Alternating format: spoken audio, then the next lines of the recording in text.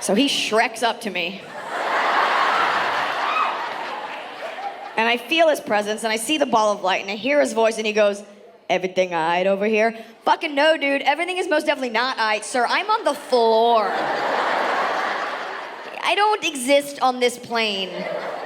Fun fact about being on the floor. As an adult, when you choose to take it to this place, you lose all credibility.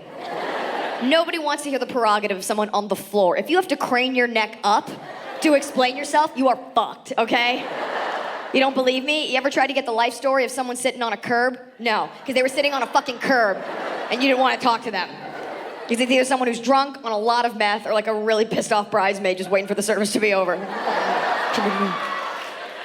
But now I'm on the floor and I'm nervous because that's an authority figure, and I'm like, in my head, I'm like, oh fuck, I'm gonna go to bar jail. What if they repossess my wedges?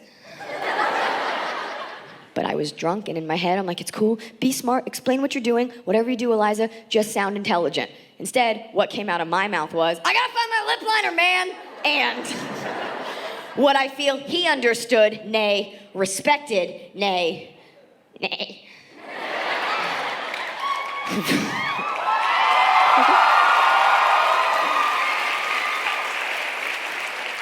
Resonated with wasn't that I had to find my lip liner. What I feel he understood was the sheer amount of white girl crazy coming out from behind my eye.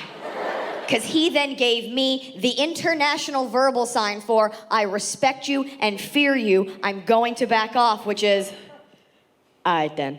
And he just walked away.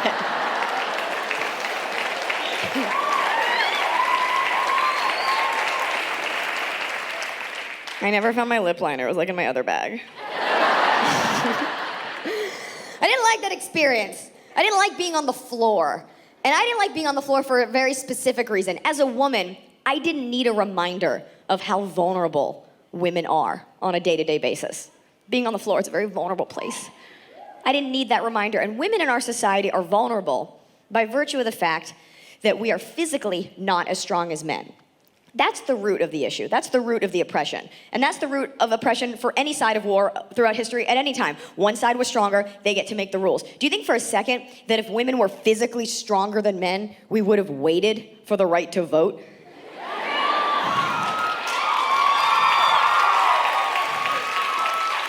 It's 1910, some jacked up housewife is just putting up weight in her garage.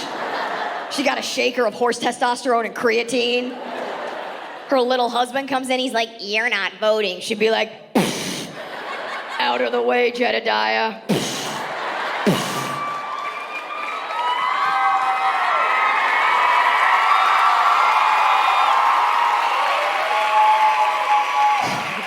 Mama's going to the polls. It's physical strength. That's the root of the issue. Physical strength. And they try to placate women. They try to tell us we're other types of strong, sure. But none that matter as much as physical strength. Well, you're a woman, so mentally strong. Mentally strong. You put up with him all day, huh? Mentally strong. Mentally strong. What do I do with that? Mentally strong. What do I do when a rapist runs at me? Math?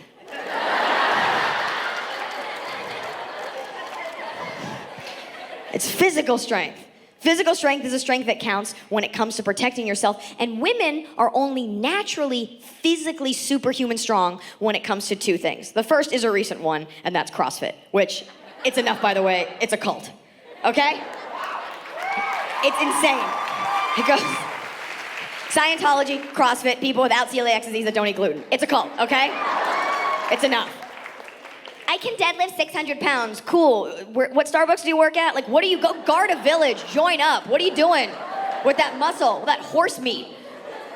The workouts that they're doing, it's all snake oil, I believe, okay? Push-ups, sit-ups, pull-ups, the foundations of a military workout. These are applicable in the rest of your life. Instead, they got a father of 6 in there at 7 a.m. before work flipping a monster truck tire. Why? When do you need that? When do you need to know the form for that? What post-apocalyptic guerrilla playground are you gonna find yourself in? Why don't we just give you an empty suitcase to throw around your cage, Peaches?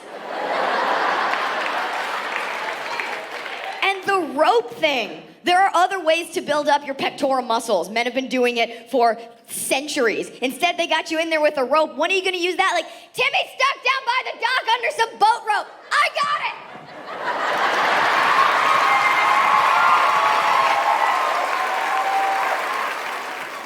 And the only time that women are naturally, exceptionally physically strong is when it comes to childbirth. And that's amazing. Yes. It'd be amazing if those were all men with like really high-pitched voices. It's an amazing amount of superhuman strength that unfairly women only get to tap into when they're having a baby. You only get to tap into that superhuman strength once, maybe twice a year, but that second baby's gonna be very tiny. You only get to use it then. That's a disproportionate amount of strength. Mother Nature's playing a cruel joke on us. Do you know how many pounds of pressure per square snooch inch it takes to deliver a baby? We're not even using our hands. You're like Python-like digesting a goat. Just like, get out of there.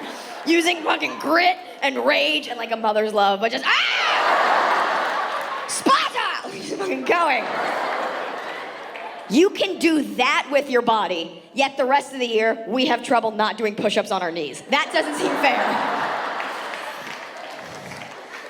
We're only exceptionally strong when it comes to children. We have something called mama bear strength.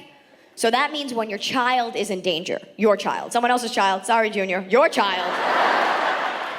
Lift that piano off your legs yourself, okay? I'm not your mama. When your child is in danger, in that moment, through adrenaline, you can develop superhuman strength and save that baby. So if your child is trapped under a car, you can go ahead and flip that Buick like an orangutan, like no problem. Yet if you're a single girl walking alone on a Saturday night and some maniac runs at you, what's your defense? Like, no, 2 + 2 is 4.